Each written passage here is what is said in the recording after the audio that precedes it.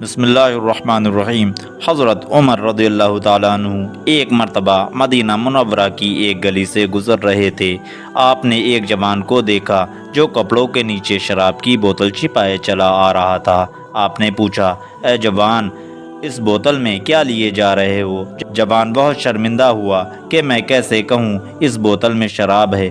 اس وقت اس جوان نے دل ہی دل میں یہ دعا مانگی، اے اللہ، مجھے حضرت عمر رضی اللہ تعالیٰ عنہ کے روبرو شرمندگی اور رسوائی سے بچا، میرے عیب کو ڈھانپ لے، میں پھر کبھی شراب نہیں پیوں گا۔ جوان نے حضرت عمر رضی اللہ تعالیٰ عنہ کو جواب دیا، امیر المومنین، یہ سرقہ ہے۔ آپ نے فرمایا، مجھے دکھاؤ تو صحیح۔ چنانچہ آپ نے دیکھا تو وہ سرقہ تھا۔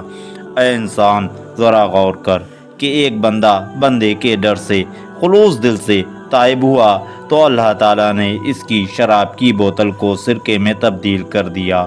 اسی طرح اگر کوئی گناہگار اپنے گناہوں پر شرمندہ ہو کر توبہ کر لیتا ہے تو اللہ تعالیٰ اس کی نافرمانیوں کی شراب کو فرما برداری کے سرکے میں تبدیل کر دیتا ہے۔ حضور صلی اللہ تعالیٰ علیہ وسلم نے فرمایا، گناہوں سے توبہ کرنے والا اس شخص کی طرح ہے جس سے کوئی گناہ سرزد نہ ہوا ہوگی۔ ویڈیو اچھی لگی تو ویڈیو کو لائک کریں، شیئر کریں، کمنٹ کریں، ساتھ ہی چینل کو سبسکرائب کریں، بیل آئیکن دبانا نہ بھولیں تاکہ آنے والی ویڈیو کی خبر آپ کو ملتی رہے۔ السلام علیکم۔